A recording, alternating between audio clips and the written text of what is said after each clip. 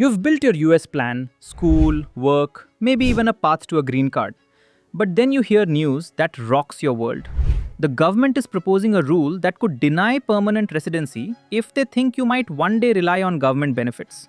This is not speculation. The Department of Homeland Security, DHS, has proposed changes to the public charge rule, potentially making it a much bigger barrier to green cards. If you're serious about building a stable future in the US, this could be a game changer. Today, we unpack what this proposed green card change means, who's most at risk, and what you, as a smart immigrant, must do. DHS plans to revise the public charge rule, lowering the bar for being labeled likely to depend on public assistance. Previously, public charge meant someone primarily dependent on cash welfare or long-term institutional care. Under this new proposal, officers would also weigh non-cash benefits like Medicaid, SNAP, food stamps, housing assistance, and more. They want to look at your totality of circumstances, family health history, economic background, education, skills, and even your future potential dependents. In short, your green card application could be judged as much on whether you're self-reliant as on your achievements. That's a major shift.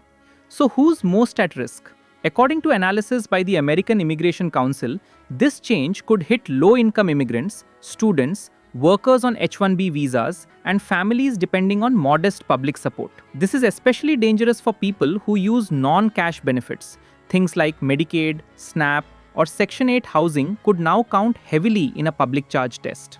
And even more, age, health, education, English skills, these would all factor into the decision. Now tell me, if your use of food stamps or Medicaid could block your green card, would you still use them? Drop your answers in the comments. This policy is sparking outrage. Critics call it a blunt tool that punishes immigrants for modestly using public benefits.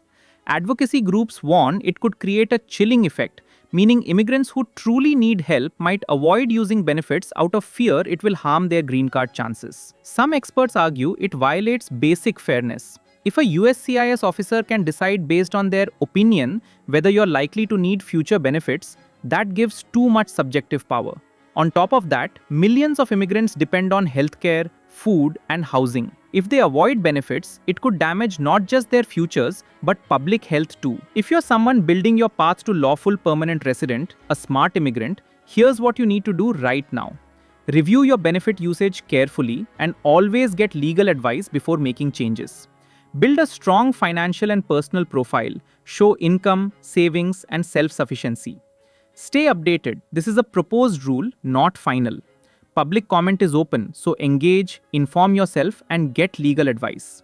Here's the bottom line. This proposed green card change could make dependency on government assistance a permanent barrier to residency. That is a serious shift. But as a smart immigrant, you can protect your future by making smart choices, playing to your strengths, and building an immigration strategy that outlasts policy swings. At Smart Green Card, we help professionals and students build resilient profiles for EB-1A, O-1A, and EB-2 NIW based on real achievements. If you want to join our Smart Immigrant community, subscribe now and check the link in the description to learn how we can help you plan, strengthen, and secure your US immigration path. Stay informed, stay empowered, stay a smart immigrant.